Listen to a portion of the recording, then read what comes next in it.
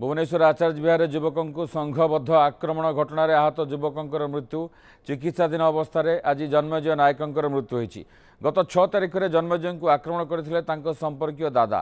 यह घटन जन्मजय दादा शांतिभूषण नायकों को गिरफ्त करी पुलिस। तेबे जन्मजय मृत्यु पर हत्या मामला रुजु कर तदंत करुछि पुलिस। घटन आउ किछि युवक फेरार थिबा सूचना मिली। फेरार अभियुक्त को धरने को प्रयास चलाई शहीदनगर थाना पुलिस।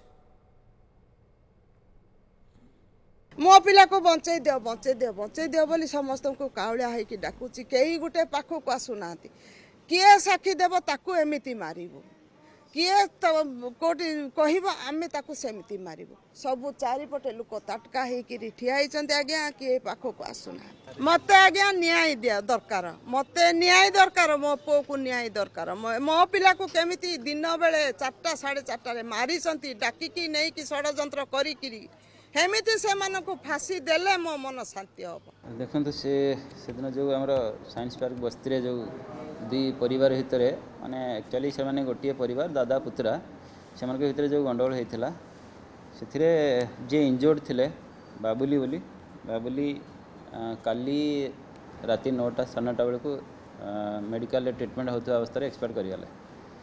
तो आमर से केस रे तार दादा जे मुख्य आसामी थिले शांतिभूषण नायक तांको अरेस्ट करी फरवर्ड करा जायछि। तांकर पुओ से चंदन से फेरार अच्छी आम बाकी अन्य मानकर कौन संपृक्ति अच्छी कि नहीं से माने हमको आउ जनक ना कहउछंती। तो आम देखुछु जदि आउ जो माने भी इथरे इन्वॉल्व थिबे जो माने संपृक्ति थिबे तो समस्त को अरेस्ट करा जिवो। बाकी चंदन पाई आम टीम गठन करिछु। हमर रेड चली शीघ्र धरा हे बोली आम आशा।